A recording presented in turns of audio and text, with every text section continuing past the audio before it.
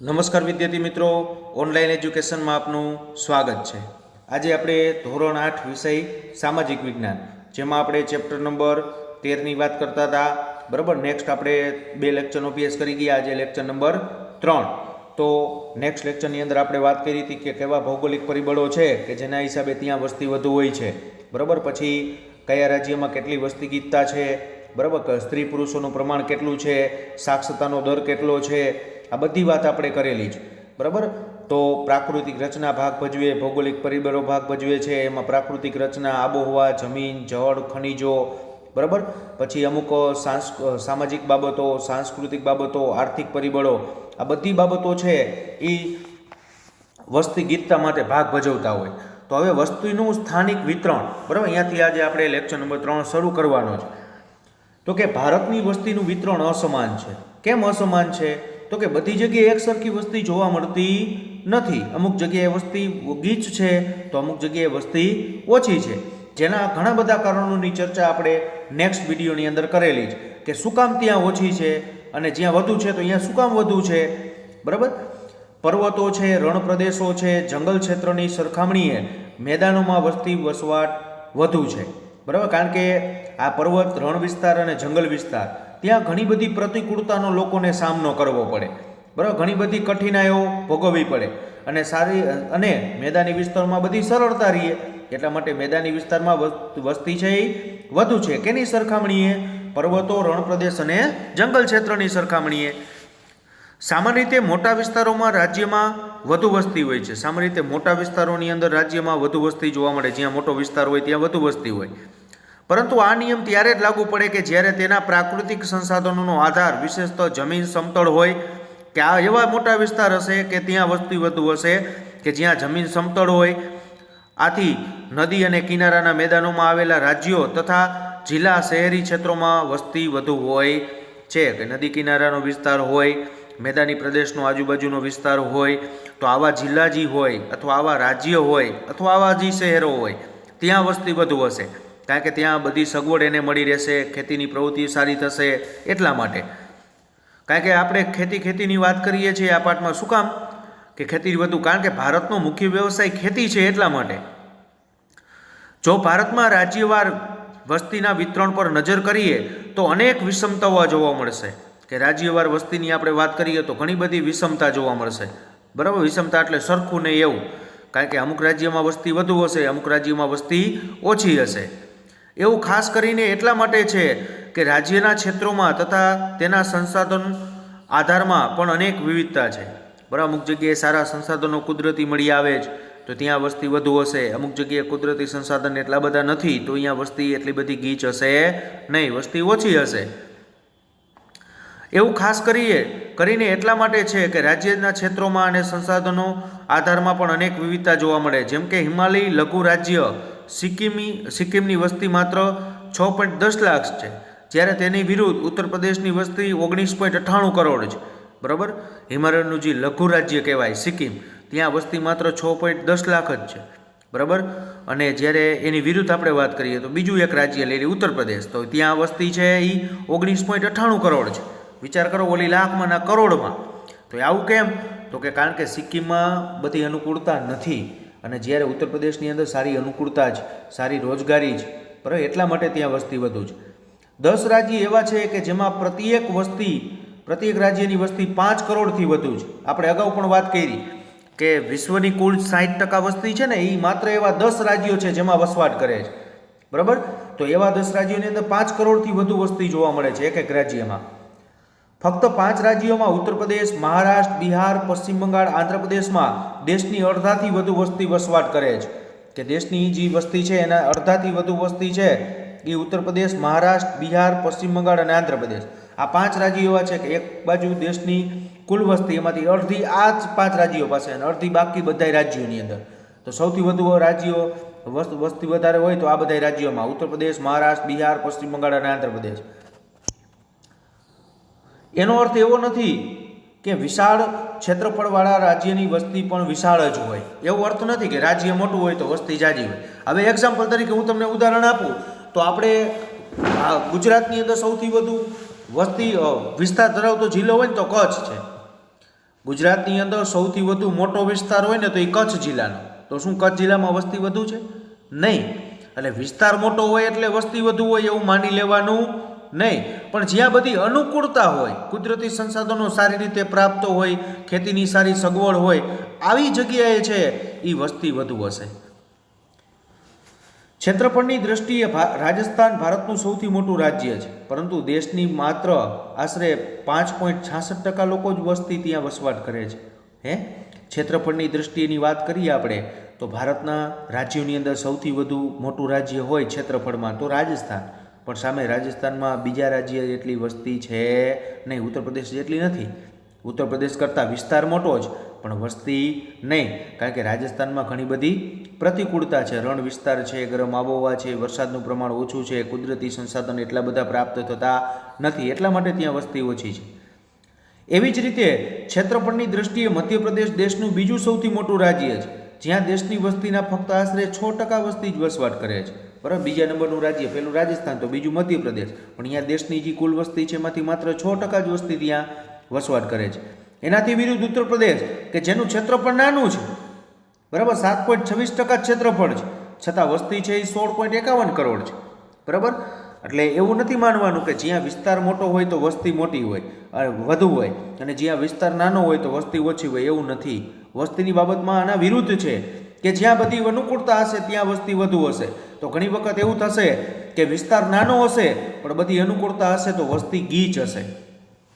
અને દેશના 2.6% ક્ષેત્રફળવાળા બિહાર રાજ્યમાં આશરે 8.60% વસ્તી જોવા મળે છે, કારણ કે બિહારની અંદર પણ રોજગારીનું પ્રમાણ સારું છે, એટલા માટે ત્યાં પણ વસ્તી વધુ છે. હવે વિશ્વ કૃષિ ઔદ્યોગિક ક્ષેત્રો, બરાબર, વિશ્વની કૃષિ અને એના ઔદ્યોગિક ક્ષેત્રની આપણે વાત કરીએ. ભારતની વ્યવસાયિક સંરચનામાં ખૂબ જ અસમતુલન છે. બધે લોકો છે અલગ અલગ વ્યવસાયની અંદર સંકળાયેલા છે અને બધી જગ્યાએ ખેતીવાડીની આપણે વાત કરીએ તો બધા રાજ્યોમાં ખેતીવાડી થાય છે, પણ બધા રાજ્યોમાં ખેતીવાડીમાં ઉત્પાદન ક્ષમતા પણ બધી જગ્યાએ અલગ અલગ છે. આજે પણ આપણી વસ્તીનો આશરે 2/3 ભાગ કૃષિ ઉપર આધારિત છે, કારણ કે ભારતનો મુખ્ય વ્યવસાય ખેતી છે. હજી પણ 60% દેશના 60% લોકોની આસપાસ લોકો છે એ ખેતીની પ્રવૃત્તિ સાથે સંકળાયેલા છે. અમુક ડાયરેક્ટ ખેતી કરતા હોય તો અમુક ખેતીની પ્રવૃત્તિ સાથે સંકળાયેલા હોય, જેમાં મત્સ્ય ઉદ્યોગ છે, જંગલ પ્રવૃત્તિ છે, પશુપાલન, આ બધી વસ્તુનો સમાવેશ થઈ જાય, કારણ કે આ ખેતીવાડી સાથે સંકળાયેલી પ્રવૃત્તિ છે, જેનો અભ્યાસ આપણે 12મા પાઠમાં કરી ગયા હતા ને. મેં તમને પ્રાથમિક વ્યવસાયની વાત કરી હતી ત્યારે મેં કીધું હતું. સંયુક્ત રાજ્ય અમેરિકા જેવા દેશોમાં કુલ વસ્તીના 5% વસ્તી જ આવા પ્રાથમિક કાર્યોમાં જોડાયેલી છે. બરાબર, યાદ રાખવાનું કે આપણે વિકસિત અને વિકાસશીલ દેશોની બાબતની અંદર ભારત છે એ વિકાસશીલ દેશ છે. બરાબર, કારણ કે વિકસિત અને વિકાસશીલ દેશો જે છે એની વ્યાખ્યાની અંદર પણ મેં તમને સમજાવ્યું હતું કે જે દેશની મુખ્ય વ્યવસાય પ્રાથમિક પ્રવૃત્તિ ઉપર આધારિત હોય તો એ મોસ્ટ ઓફ વિકાસશીલ જ હોય, અને જે દેશનો બીજું દ્વિતીય ક્ષેત્ર મેન્યુફેક્ચરિંગ સેક્ટર, બરાબર, ઔદ્યોગિક ક્ષેત્ર, તો એ દેશ છે એ વિકસિત જ હોય. આ એના ઉપરથી નક્કી થાય.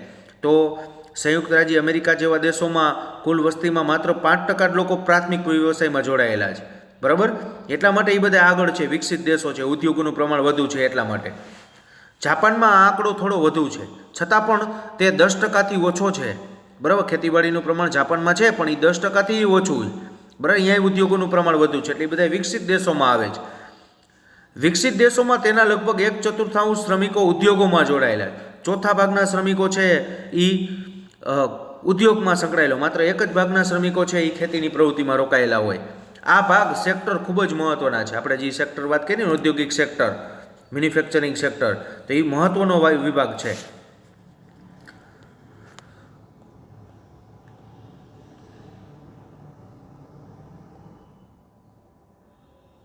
કારણ કે આ એક જ ભાગ મૂલ્ય વૃદ્ધિ માટે પ્રત્યક્ષ રૂપે સંબંધ ધરાવે છે. મૂલ્ય સૌથી વધુ આવક એમાંથી પ્રાપ્ત થાય છે, એટલે તેના દ્વારા રાષ્ટ્રીય સંપત્તિ અને આવકમાં વૃદ્ધિ થાય. બરાબર, દેશની સંપત્તિમાં વધારો થાય અને લોકોની માથાદીઠ આવકમાં પણ વધારો થાય. માથાદીઠ આવક એટલે દેશની વસ્તીની પર વ્યક્તિ દીઠ આવક, જેને માથાદીઠ આવક કહેવાય.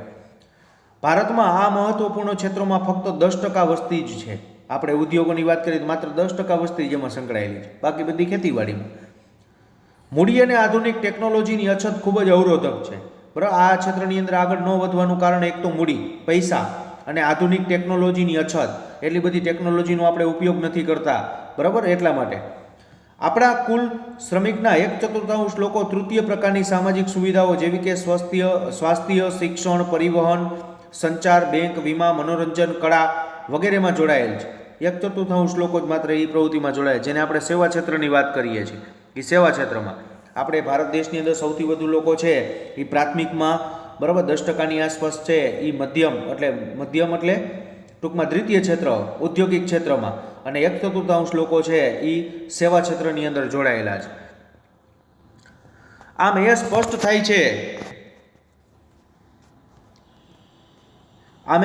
થાય છે કે આપણા કૃષિ ક્ષેત્રમાં એક ખૂબ જ મોટા ભાગ સેક્ટરમાં અલ્પ રોજગારીમાં જોડાયેલા છીએ. બરાબર, એક કૃષિ ક્ષેત્ર મોટું છે પણ એમાંથી સારી એવી રોજગારી મળતી નથી. તેમને બીજા સેક્ટરમાં જોડવા પડશે કે આજે વધુ જે શ્રમિકો ખેતીવાડીમાં જોડાયેલા છે એ બધાને, બરાબર, આ બીજા સેક્ટરની અંદર જોડવા પડશે તો સારામાં સારી રોજગારી એને પ્રાપ્ત થશે. કારણ કે પછી કૃષિની અંદર ઘણા બધા કારણો ભાગ ભજવતા હોય. વરસાદ છે અનિયમિત ને અનિશ્ચિત, તો ઘણી વખત રોજગારી વગેરે બેસી રહેવું પડતું હોય. આવા પ્રશ્ન બને ત્યારે આપણા કુલ રાષ્ટ્રીય ઉત્પાદનમાં સમાજ દ્વારા નિર્મિત કુલ રાષ્ટ્રીય આવકમાં વૃદ્ધિ થશે. બરાબર ને, ઔદ્યોગિક ક્ષેત્રમાં જોડશું એટલે દેશની કુલ આવક વધશે. દેશની કુલ આવક વધે એટલે માથાદીઠ આવક વધે. બરાબર, એટલા માટે માથાદીઠ આવક વધશે એટલે તરત જ લોકોનું જીવન ધોરણ પણ ઊંચું આવી જશે. આપણા દેશમાં લોકોના જીવન ધોરણના સ્તરને સારું બનાવવાની એક માત્ર પદ્ધતિ છે કે પહેલા ક્ષેત્રમાંથી લઈ અને બીજા ક્ષેત્રની અંદર એને જોડવા. બરાબર, બીજા ક્ષેત્ર એટલે ઔદ્યોગિક ક્ષેત્રની અંદર સૌથી વધુ લોકોને જોડવા, કારણ કે એના હિસાબે જ આપણી રાષ્ટ્રીય આવકમાં વધારો થશે. આપણા દેશમાં કૃષિ પર આધારિત વસ્તીનું પ્રમાણ આશરે 2/3 છે. 2/3 લોકો તો ખેતીવાડી ઉપર આધારિત છે. દ્વિતીય અને તૃતીય વ્યવસાયમાં જોડાયેલા લોકોનું પ્રમાણ ક્રમશઃ લગભગ 13% અને 20% છે. બરાબર, 13% અને 20% લોકો છે. દ્વિતીયમાં 13% અને તૃતીયની અંદર 20%. એટલે મેન્યુફેક્ચરિંગ સેક્ટરમાં 13% અને જ્યારે સેવા ક્ષેત્રમાં 20%, અને બાકીના બધા ખેતીવાડીમાં. ભારતમાં બીજા દેશોની સરખામણીએ યુવા વસ્તી વધુ છે. બરાબર, યુવાનો સૌથી વધુ વસવાટ કરતા હોય તો એ આપણા ભારતની અંદર. પરિણામે ભારતમાં 20 વર્ષના 32% સુધી વૃદ્ધિ થવાની સંભાવના છે. 20 વર્ષમાં 32% સુધી વૃદ્ધિ થવાની અંદર સંભાવના છે કે આપણે બીજા સેક્ટરની અંદર વધારો કરી શકશું. વિકાસના ઉચ્ચ સ્તરે ગુણવત્તાયુક્ત સ્વાસ્થ્ય, કે વિકાસનો ઉચ્ચ સ્તર આપણે પ્રાપ્ત કરવો હોય તો પહેલાં ગુણવત્તાયુક્ત સ્વાસ્થ્ય લોકોનું સારું જળવાઈ જવું. શિક્ષણનું પ્રમાણ સારું હોવું જોઈએ. તાલીમી કૌશલ્ય બાળકોએ પ્રાપ્ત કરેલું હોવું જોઈએ. વસ્તી વિષયક લાભથી વિકાસ ક્ષમતામાં વૃદ્ધિ થઈ શકે છે. બીજું, એક એવું અનુકૂળ પર્યાવરણ બનાવવું જોઈએ કે જેમાં અર્થવ્યવસ્થામાં ફક્ત ઝડપથી વૃદ્ધિ જ નહીં પરંતુ યુવાનોની આકાંક્ષાઓને પૂરી કરવા માટે ઉત્તમ કક્ષાની રોજગારી તકોમાં પણ વધારો કરવો. કે બીજું એક એવું વાતાવરણ આખું ઊભું કરવાનું કે અર્થશાસ્ત્રની દૃષ્ટિએ આપણે આગળ વધી અર્થતંત્રમાં એવું નથી, પણ જે યુવાનોની આકાંક્ષા અપેક્ષાઓ છે, બરાબર, વિદેશના જે કોન્સેપ્ટ છે, બરાબર, કે એની અંદર આ દેશો છે આટલા બધા આગળ વધી રહ્યા છે, આવી ટેકનોલોજીનો ઉપયોગ કરે છે, તો એ આપણા યુવાનોના જે કાંઈ આકાંક્ષાઓ છે એ પણ પૂરી થવી જોઈએ. અને સાથે યુવાની આકાંક્ષા ત્યારે જ પૂરી થશે કે જો એને સારામાં સારી રોજગારી મળશે તો. બરાબર, એને કંઈક નવું કરવું છે પણ સારી એવી આવક તો હોવી જોઈએ ને. તો આવક, સારી રોજગારી માટે થઈ અને આજે પહેલા સેક્ટરમાં છે એ બધાને બીજા સેક્ટરની અંદર લઈ જવા પડશે. ત્યારે છે આવક સારી વધશે, સારી રોજગારી મળશે. આમ આપણે કહી શકીએ કે વસ્તી વિષયક લાભમાં યુવા વસ્તીને માનવ સંસાધન પરિવર્તન થવાનો અવસર મળશે. ભારતમાં 19.4% વસ્તી યુવા વસ્તી છે, જ્યારે ગુજરાતમાં તે પ્રમાણ છે એ 19.45% વસ્તી છે. કે ગુજરાતની જે કુલ વસ્તી છે એમાંથી 19.45% યુવાનો છે. તો એ એક સારી બાબત કહેવાય, કારણ કે આવી બાબતોમાં જે ઉદ્યોગોમાં એમાં આપણે આગળ વધવું હશે તો એમાં ખાસ કરીને યુવાનોની વસ્તી વધુ હોવી જોઈએ. તો એ સારામાં સારી વસ્તી છે. એટલા માટે આપણે જે આપણો લક્ષ્યાંક છે કે દેશને વિકાસશીલમાંથી વિકસિત તરફ લઈ જવો, બરાબર, પહેલાં દેશની રાષ્ટ્રીય આવક વધારવી પડશે તો દેશ છે એ વિકાસશીલમાંથી વિકસિતમાં જશે. બરાબર, તો એના માટે થઈ અને બધાય પાસાઓ આપણા સારા છે પણ આગળ વધવાની હવે વાત છે. બરાબર, હવે સ્ત્રી પુરુષોનું જે પ્રમાણ છે, બરાબર, એની વાત આપણે વિદ્યાર્થી મિત્રો નેક્સ્ટ લેક્ચરની અંદર કરશું. ખાસ જે પાઠ આલેલો છે પાઠ્યપુસ્તકમાં ખાસ રીડ કરવાનું, બરાબર, નકર આની વ્યાખ્યાની કાંઈ ખબર પડશે નહીં. વાંચશો એટલે આરામથી આવી જશે. 2 વાર વાંચજો પાઠ એટલે આરામથી તમને ખબર પડી જશે.